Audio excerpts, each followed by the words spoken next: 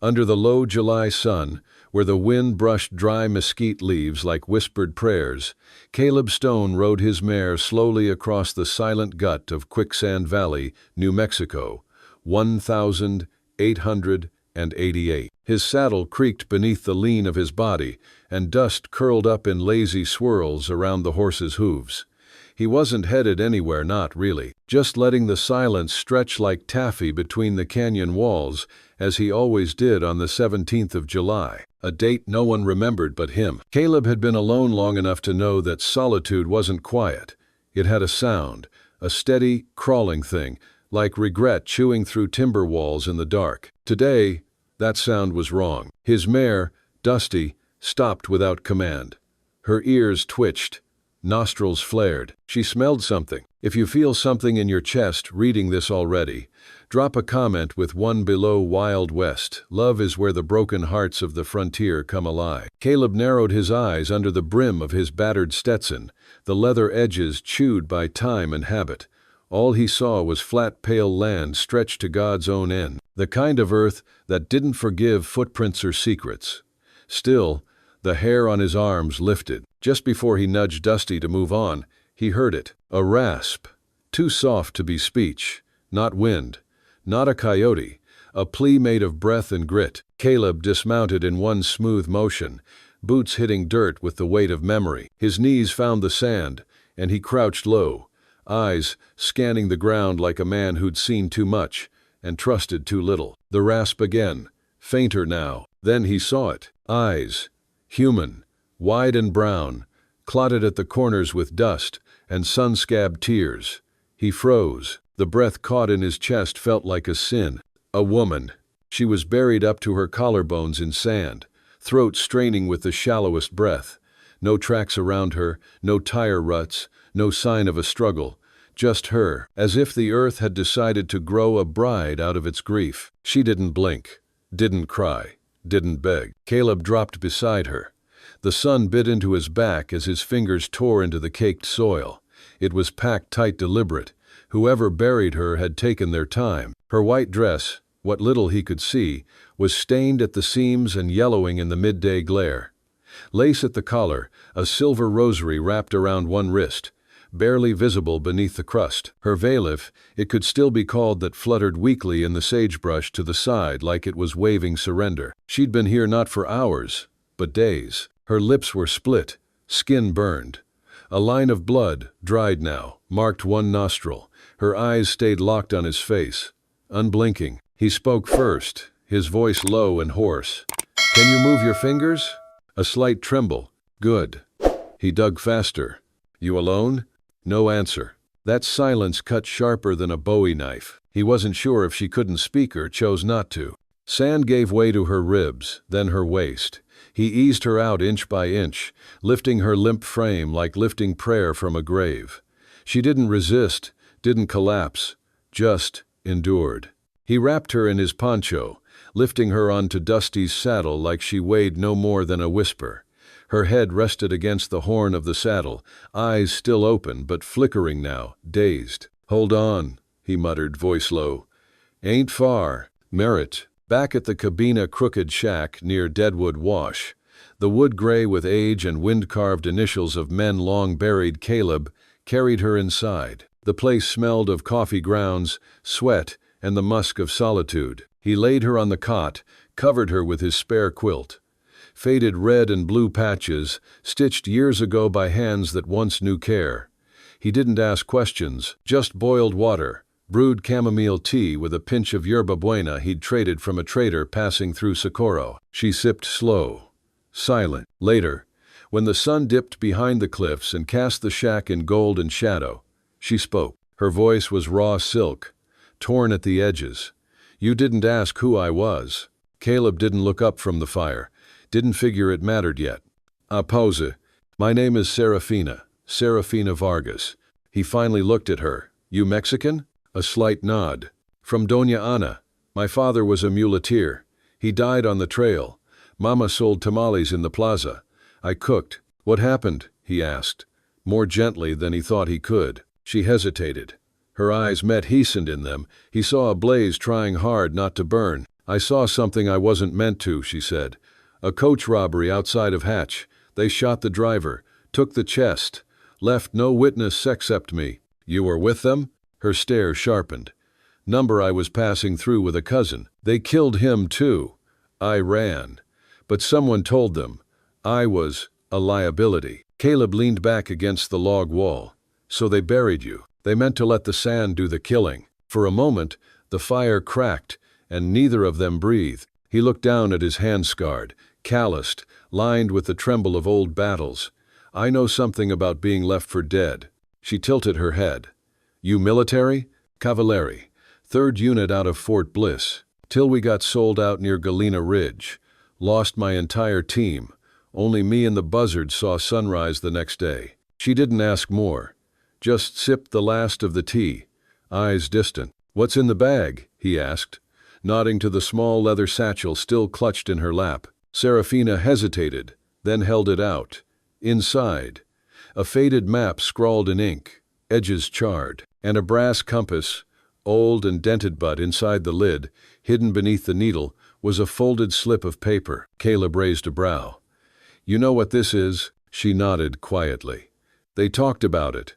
A stash, old Confederate gold, buried somewhere south of El Malpais. Why keep it? Because, she looked down at her hands, because if I survive, I want to matter.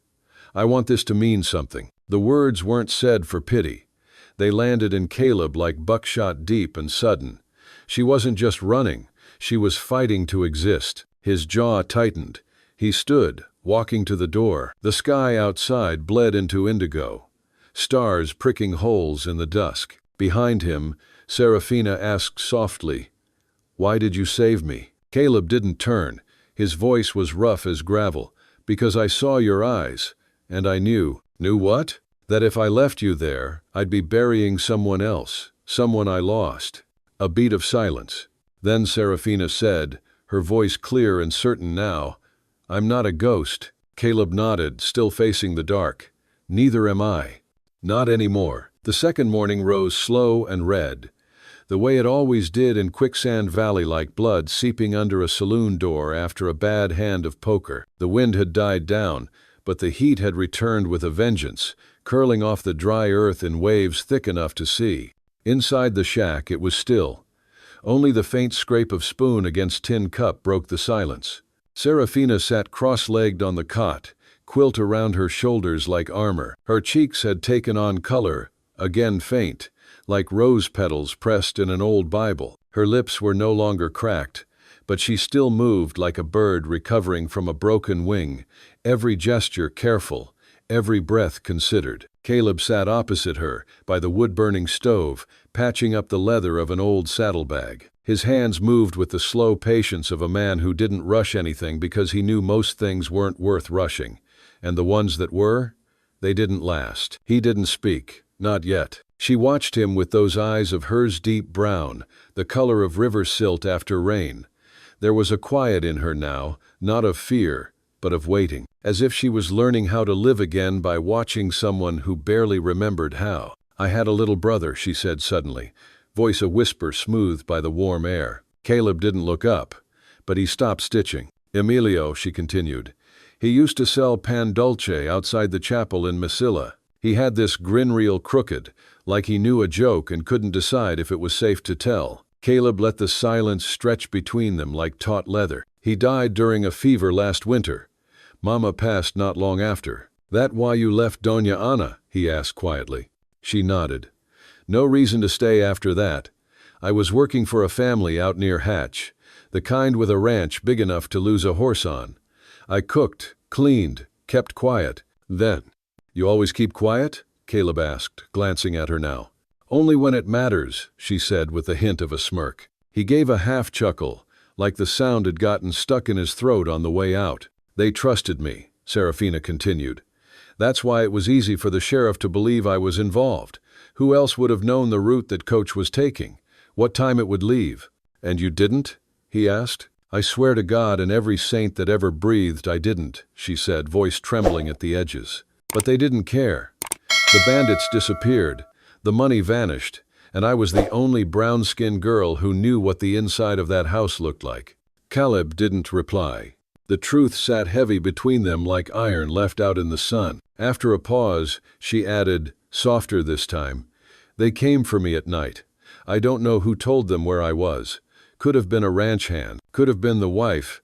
Someone with a soft voice and a hard conscience." "You see their faces?" Caleb asked. She shook her head. "Scarves, hats. One of them. He smelled like cloves and grease, like my uncle's workshop. He said something in English, called me witness bait." Caleb's jaw tensed. She saw it. "But you know the worst part," she whispered. "The dirt. It presses in so slow you don't even realize your lungs are failing. It gets in your ears, your eyes, your prayers." "Yeldes." Her voice cracked. Not loud. Just enough. He stood, crossed the room, and placed a tin mug of fresh water beside her. She took it without meeting his eyes. She didn't need to. The gesture was enough. "You said you lost men," she said, her voice steadier now. He nodded once. "Galena Ridge. We were sent to move supplies to a frontier outpost. Should have been a 2-day ride. One of us sold the route to the Comancheros. I woke up buried under 3 others, crawled out through the legs of my horse." Serafina didn't speak. She didn't have to. Her hand found the rosary on her wrist and tightened. Caleb returned to his saddlebag, but his mind wasn't on the leather anymore. "For a long time, I thought I should have died there with them." "Then why didn't you?" He looked up at her, really looked. Her hair had fallen loose from its braid, curling around her collarbone. The neckline of her dress, now cleaned and patched, still bore the reddish tint of desert clay. Her fingers were small, but her grip on the mug was firm. "Steady. Maybe for this," he said. Serafina tilted her head. "For what?" "For digging someone else out." There was silence again. But this time, it felt like a porch swing after sundown's weighing, warm, alive with the possibility of conversation. She exhaled slowly. "You ever think about leaving?" Caleb scratched his jaw. "Used to. Got as far as Albuquerque once. Drank whiskey at a place called the Hollow Horse. Watched a man get shot over a hand of queens. Realized I didn't belong out there anymore." "Then where do you belong?" He looked out the window. The desert spread endless and gold beyond the broken glass. A hawk circled high above, just a dot in the shimmering blue. "Nowhere's safe," he said. "But here. I know the rules." Serafina traced the rim of her mug. "You don't trust easy, do you?" He looked at her, a flicker of amusement in his eyes. "You were buried to your chin, and still holding on to a satchel like it was salvation. I'd say we're both a little cautious." She laughed. It was soft, caught somewhere between disbelief and release. He watched her. She was still thin, shoulders sharp, cheekbones hollow, but the spark in her had returned. Maybe it had never left. Maybe it had just gone underground for a while, like desert water waiting out the sun. "I'm not staying long," she said eventually. "I figured, but I won't leave tonight." He nodded. They didn't speak after that. But later, as the moon slid between the clouds and the night settled over the shack like a heavy quilt, Caleb noticed something. The rosary was no longer wrapped around her wrist. It was looped gently over the bedpost, beside her sleeping hand. And for the first time in what felt like years, Caleb let the fire burn itself out without keeping his rifle within reach. Night had a way of wrapping around Quicksand Valley like a noose-tight, dry, and silent except for the low groan of the desert shifting under its own weight. The kind of silence that made a man's skin itch. Somewhere outside, a coyote yipped once and was answered by nothing. Caleb hadn't slept. He'd been sitting at the table long after Serafina had curled up beneath the patched quilt, her breaths even and soft, one arm tucked under her cheek like a child's, the fire casting flickers of gold across her face. The moonlight leaking through the warped wood slats carved her into something almost holy, almost untouchable. But his bones knew better. Somewhere out there, the world hadn't forgotten him. He was whittling a strip of mesquite wood, not for use, just for rhythm, when Dusty whinnied low outside. A rustle of brush, the creak of saddle leather, then silence again. His knife stopped. Caleb stood, slow as dusk. No sudden movement. His hand reached for the Winchester leaning against the door from an oat panic. just habit. He moved toward the window, barefoot. Every floorboard, a memory underfoot. The yard was empty, but the kind of empty that felt arranged. Then, a voice, low, gruff, twisted with Texas drawl and bad whiskey. "Evenin', Stone. Thought you died out at Galena." The name hit him like a slap across the back. Caleb didn't speak. "I was hoping you had. But damnation, fate's got a real sense of humor." The shadows peeled back from the figure standing 10 paces beyond the fence. Black duster, spurs like teeth. A scar shaped like a broken crescent moon split the man's lip, giving him a perpetual half-grin. One Caleb had seen before splattered with blood and powder smoke. Jude Kincaid. The traitor! Caleb's hand tightened on the rifle, but he didn't raise it. Not yet. "You got a funny way of knocking," Caleb said finally, his voice low, gravel slicked with frost. Jude chuckled.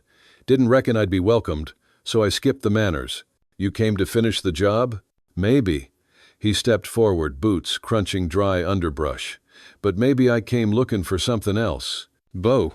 From the cot, a rustle. Serafina stirred, eyes blinking open in the half-light, then froze when she heard the voice. Caleb's posture changed just enough for her to feel a tense, coiled, ready. Jude caught the shift, smiled wider. "Well, I'll be damned," he said, drawing the word out like molasses. "That her? The little dove that flew the coop?" Caleb stepped onto the porch. "She's under my roof." Jude tilted his head. "Ain't that sweet? But you and I both know, Stone, this ain't about her." "I reckon she'd disagree. She's just a bonus." A pause. Then Jude's voice dropped. "You remember Galena Ridge?" Caleb didn't flinch, but his jaw tightened. 16 good men dead, because you rode off before sunrise." "I didn't ride nowhere," Jude spat. "I was told to pull back. Orders." "You lied." "I survived." Caleb's grip on the rifle trembled once, just enough to notice. "You sold us," Caleb said. "Don't dress it in military lace. You handed us over like cattle." Jude's face twitched. "They offered gold, Stone, real coin, not paper promises. I did what any man would do when his country forgot him." "No," Caleb said, voice like thunder before the break. "You did what a coward does." A silence heavy as the sun at high noon settled between them. Then Jude grinned again, teeth yellow under moonlight. "Well, seems you ain't the only one with ghosts." "No." He pulled something from his coat leather, worn, familiar. Serafina's satchel. She gasped behind the door. Caleb didn't turn. He didn't need to. "I know what's in it," Jude drawled. "That little compass? Cute. But the real gem's the paper tucked inside." Caleb's mind whirled, but his face remained stone. "You're after gold," he said. Jude's eyes gleamed. "What else is worth dying over? You killed a family for that. They were in the way. You buried her alive. Lie. Best way to keep a secret quiet." From behind Caleb, Serafina stepped out, barefoot, wrapped in the quilt, chin high. "Give it back," she said. Jude blinked, then laughed. "You got fire, girl. I'll give you that. But this ain't yours." She stepped down the porch. Caleb moved, but she raised a hand. "Number, he wants the truth. Let's give it to him." Caleb looked at her, and for a second, the desert went quiet. The wind, the stars, even the breath of the night waited. She spoke, slow, clear. "My father wasn't just a muleteer. He was part of the old Confederacy. Ran gold up to Colorado, hid some down here during retreat. He left maps, pieces of them. One's in that compass, the other's in the cross on my rosary." Jude's eyes narrowed. "I heard your boys talking the night they buried me. They didn't know what they had, just that you'd want it." She stepped closer. "You killed your own, Jude. You buried the rest, but you left one alive." "Lev, I can fix that," he hissed, hand going for his belt. Caleb moved faster. The Winchester cracked once. A shot meant not to kill, but to wound. Jude fell to one knee, gun clattering against rock. Serafina didn't flinch. Caleb walked forward, slow. "You're not dying tonight, Kincaid. That's too easy." Jude groaned, clutching his thigh. "You gonna turn me in?" he spat. "Number, we're gonna let the valley have you." Serafina stepped beside Caleb, her voice stale. "There's a patch of sand out east, the kind that doesn't like to give things back." Jude's face pallid. Caleb turned to her. "You sure?" She nodded. And for the first time, Caleb saw something new in her not survival. Command. Together, they dragged Jude across the dry wash, through the skeleton mesquites, out to a spot where even the air seemed thinner, a place the old people called La Boca de la Tierra, the mouth of the earth. They didn't say a prayer, they just let him sink, and he did slow, thrashing, screaming curses, swallowed one grain at a time. When silence returned, Seraphina stood beside Caleb, the wind tugging at her hair, moonlight dancing in her eyes. He looked at her. "You sure you want to keep running?" he asked. She shook her head. "No," she whispered. "Not anymore." And for the first time, neither of them felt like a ghost. Dawn didn't break in Quicksand Valley so much as seep in, like whiskey poured slow over a scarred wooden bar, thick, amber, silent. It filtered through dust-coated windows and found them still awake, backs against the wall of Caleb's shack, boots side by side, their breath visible in the early chill. The gunpowder stench from the night before still lingered faintly in the air, mingling with the scent of scorched mesquite and sweat-drenched linen. Neither of them spoke for a long time. Sometimes silence wasn't an absence, it was a reckoning. Seraphina sat with her knees tucked to her chest, the quilt pooled around her waist, strands of hair falling wild across her temple. Her eyes weren't restless anymore. They were wide open, watching, calculating, remembering. A woman who'd tasted death, now chewing on the flavor of vengeance and finding it bitter. Caleb, seated beside her, leaned his head against the wall, arms crossed tight over his chest, jaw shadowed in 2-day stubble. The tension in his shoulders hadn't left since the shot fired. He kept hearing it. The click, the recoil. The way Jude fell like a sack of sinsloud, ugly, unfinished. "You sleep?" he asked finally, voice graveled with fatigue. "Not the kind that counts," she murmured. He nodded, unsurprised. Then, after a breath, "We can't stay." She looked at him. He turned his head just enough to meet her eyes. "There's always more. More men like Jude. Gold turns men into beasts. And word's gonna spread." Seraphina's fingers tightened around the satchel now returned to her possession. "Then we leave." "Where?" She hesitated. "The map says east, toward El Malpais." He exhaled. "That land's black rock and bad luck. Folks say even the wind doesn't come back once it goes in." She gave a half smile. "I'd rather face lava beds than another man with clove breath and a short fuse." They packed fast. By mid-morning, the sun was burning a hole through the sky, the kind that stripped paint from wagons and hope from the hearts of travelers. Caleb loaded Dusty with the essentials: jerky, cartridges, a copper flask of well water, a single blanket. Seraphina brought her satchel, now with the compass tucked inside and the rosary wrapped tightly around her wrist like a charm against madness. They didn't speak as they rode. The desert stretched open like an unspoken promise, both cruel and full of possibility. Around them, the land shifted from pale gold to broken ochre, brush growing thicker, spikier. Joshua trees stood like silent watchmen, arms frozen mid-prayer. Hours passed. The sun climbed. Sweat slicked Caleb's neck beneath his collar, soaked into the band of his hat. Seraphina sat tall behind him, her arms wrapped loosely around his waist-knot for affection, but balance. Yet even through leather and cotton, he felt the weight of Herthe fragility, the presence, the tension wound like thread between them. They stopped by sundown near a dry riverbed carved into the land like a forgotten scar. As Caleb tied Dusty to a jutting rock, Seraphina walked the perimeter, her boots leaving light prints in the sand. Her eyes scanned the horizon, always watching now. She didn't speak unless necessary.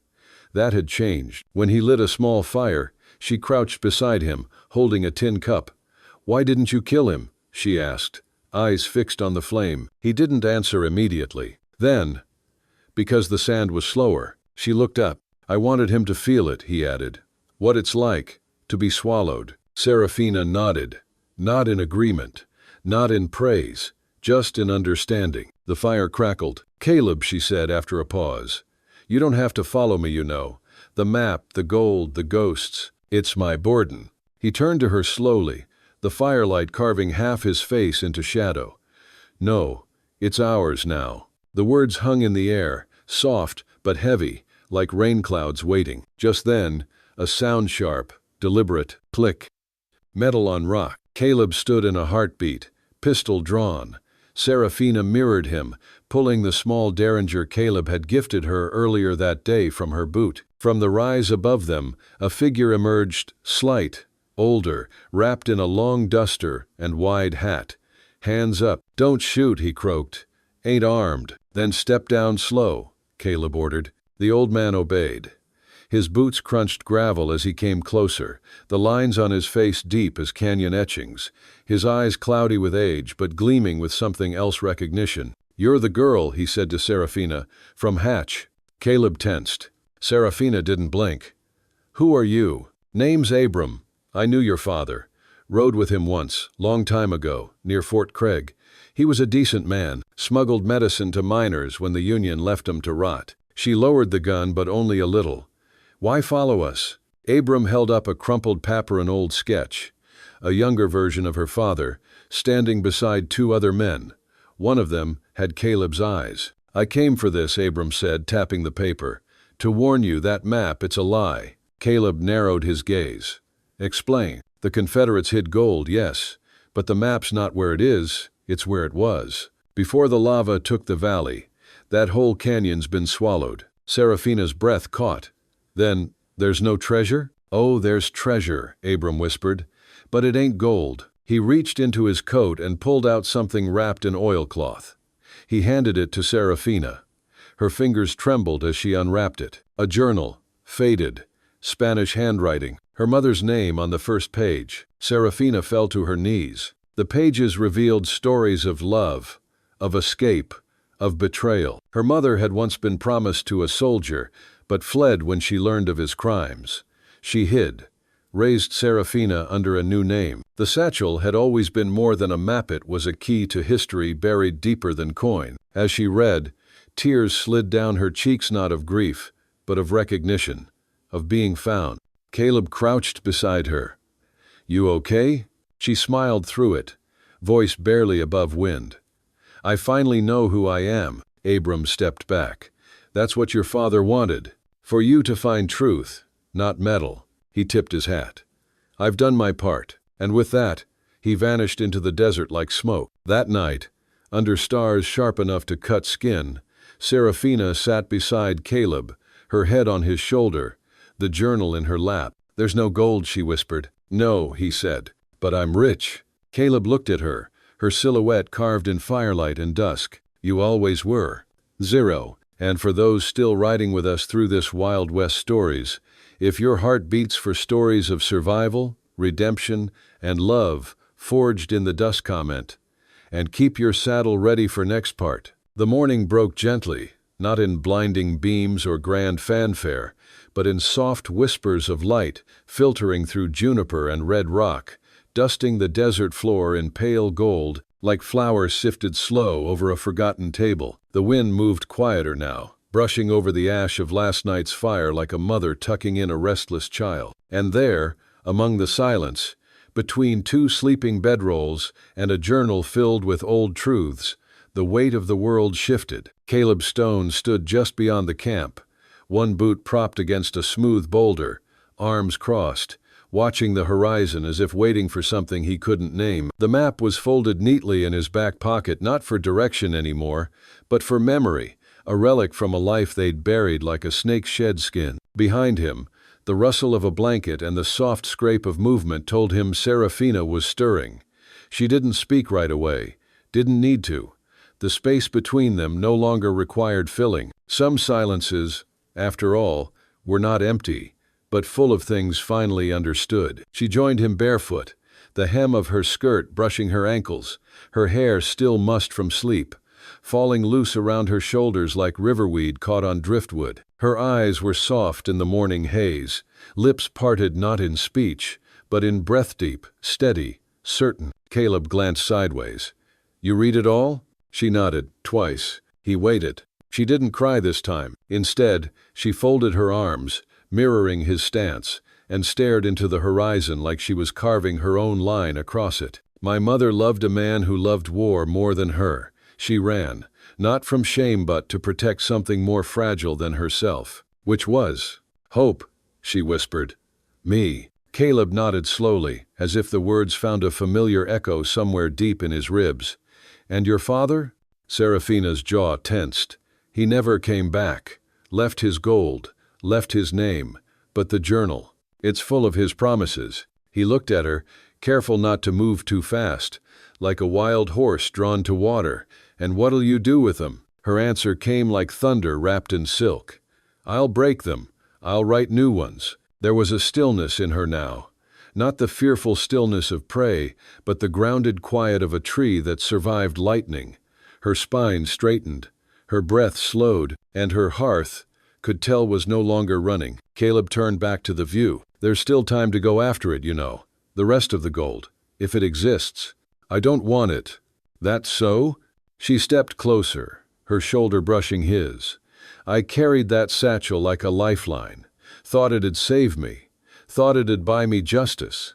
Turns out it just weighed me down. And now? Now, she said, I want something that doesn't vanish in fire or fade on parchment. He looked down at his hands, scarred, rough, meant for rifles and rope. Like what? She didn't answer with words, just reached for his hand and slipped her fingers through his, like it had always belonged there. His breath caught not in shock, but in recognition, like finding an old photograph behind a mirror. Something that had waited patiently to be remembered. They spent the next days not chasing treasure, but gathering wood, drying meat, mending torn seams, and listening to birds, to wind, to each other. They spoke less and heard more. Seraphina began humming while she cooked songs her mother once sang in the kitchen, full of cinnamon and forgiveness. Caleb started carving again, not out of nervous habit, but purposely shaping pieces of wood into tools, handles, bits of furniture, for the lean-to they built together beneath the bend of a red cliff. They settled not far from a spring the old man Abram had pointed out before vanishing. The land was hard, but not cruel. It had room. And they, for the first time in a long while, had roots. One afternoon, as the sun dipped behind the ridge and cast long shadows like fingers reaching across time, Seraphina pulled the journal from the wooden crate where she kept her things. She opened to the final page and began to write, not as a daughter lost, but as a woman found. We buried the map, not because it lied, but because it no longer mattered. Let the next man dig for gold. We're building something you can't hold in your fist, can't shoot for, can't hang from a gallows. We're building peace. Caleb watched her from the porch of their new home. Not much, just 4 walls and a roof, patched with hides, but it was enough. He watched the way she sat, one leg tucked under her, lips pursed slightly as she wrote, like each word pulled something holy from her chest. He watched the way her hair caught the light and refused to fall in a straight line. And he thought about the first time he'd seen her, neck deep in death, yet staring straight into him like she was the one deciding if he was worth saving. He rose, crossed the short distance between them, and sat beside her on the step. She didn't look up, just rested her head on his shoulder. We should name it, she said. The place, the life. He smiled, a small thing, carved from years of rust. Any ideas? She tapped the journal with the end of her pencil. Valle de los que vivieron. He blinked. What's that mean? The valley of those who lived. He nodded. Fitting. A long quiet passed between them. Then she added, I don't think we're ghosts anymore. No, he said. We're the story they'll whisper around the fire. Not for the treasure, but for the ending. Lick. And if this ending stirred something in your chest, if you believe the West wasn't just dust and gunfire, but second chances and silent hearts, learning to beat again, drop a 1 and ride with us to the next story on Wild West Love. But even in the stillness, even in the soft unraveling of days stitched together by routine and warmth, the West never stayed quiet for long. It began with a set of hoofbeats. Far off, distant as thunder beyond the mesas, but distinct the rhythm of more than one horse. Caleb heard it first, his ears sharper than most men's after years of watching the horizon for shadows that didn't belong. He rose from the fence line where he'd been coiling rope, hand resting on the grip of his revolver, gaze narrowed beneath the brim of his hat. Serafina stepped out of the cabin, wiping her hands on her apron, sensing the tension in him before the sound even reached her ears. Dust curled on the horizon like smoke, moving fast, not with the aimless wander of a cattle hand or the easy pace of a traveler but with purpose. "They're not locals," Caleb murmured, voice low but steady. "No," Serafina answered, already reaching behind the door for her rifle. "They're riding like they know what they want." She glanced at him, and for a moment something flickered between them, not fear, not exactly, but readiness. Like two old wolves sensing a threat too close to the den, like people who had outrun death once, but knew it never stopped chasing for long. "What if they're just passing?" she asked, still watching the dust. Caleb's hand closed tighter around the grip. "And what if they're not?" Inside the cabin, the journal lay open on the table, the ink on the last line still drying. Peace is not the absence of pursuit, it's the strength to turn and face it when it comes. Serafina had written that just this morning. And now, as the thunder of hooves drew closer and the sun slanted hard across their little patch of hard-won quiet, she looked to Caleb. "If they've come to take it," she said, voice low but fierce, "they'll have to earn it." He nodded once, the corner of his mouth twitching, not quite a smile, but close, letting comb. And somewhere behind them, beneath the red cliff and the whispering trees, the desert held its breath once more. The dust plume grew taller, wider, splitting the horizon like a wound reopening. The kind of mark that said trouble wasn't coming, it was already here. Caleb stepped forward, boots crunching dry gravel, eyes locked on the blur of shapes forming in the amber light. 3 riders, maybe 4, close enough now that the shine of their rifles glinted in rhythm with the hoofbeats. Serafina stood just behind him, the rifle in her hand steady despite the storm gathering. Her white apron fluttered in the wind, a stark slash of innocence against the wild color of the land. But her eyes, those, were battle-hardened, the kind of eyes that had watched fires burn and didn't blink. Caleb tilted his head. "They've been riding hard, dust on the hats, fresh sweat on the horses. They're not coming for coffee," she said quietly. "Number. And they're not scouts. They're tight formation, military-style riders who know how to move without wasting a heartbeat." She glanced up at him. "You still think we can talk 'em down?" He didn't answer. Just slid the revolver from his holster, checked the chamber, 6 bullets. "As always, let's just hope they're here for something they can walk away with," he said. The riders reined in just short of the gate. 4 men, dusty, armed, their horses snorting, restless. The one in front wore a black duster and a red kerchief around his throat, dark stubble shadowing a face carved by desert sun. His gaze swept over the cabin, the corral, then landed on Caleb with a practiced kind of cold. "You Caleb Ward?" the man called out, voice thick with the drawl of someone who'd lived too long without conscience. "I am." "Good. Then I reckon we've found what we're looking for." Caleb didn't move. "You looking for a fight, stranger?" The man grinned, revealing teeth like worn ivory. "Not yet, but I ain't afraid of one." Behind him, one of the other men spat into the dirt. Another adjusted the rifle on his back, slow and deliberate. Serafina stepped forward, standing beside Caleb now, rifle at her hip, eyes locked on the leader. "What do you want?" she asked, voice calm as cooled steel. "We want what's owed," the man said, not even glancing at her. "Land, blood, or both." Caleb's fingers flexed. "There's a grave behind that cabin," he said evenly. 3 men tried to collect what wasn't theirs. "You looking to lie beside them?" A beat passed. Silence hummed like tension in a drawn bowstring. Then the man's smile faded. "Careful, Ward," he said softly. "Some debts ain't buried easy." Caleb looked at him for a long second, then turned to Serafina. "Get the gate," he said. She hesitated. "You sure?" "I'm sure they won't like what they find inside," he murmured. "But I'm done talking through fences." Serafina gave a single nod, then moved slowly toward the gate, her shadow long and sharp in the falling sun. The West didn't forgive. It didn't forget, and today it was about to remember.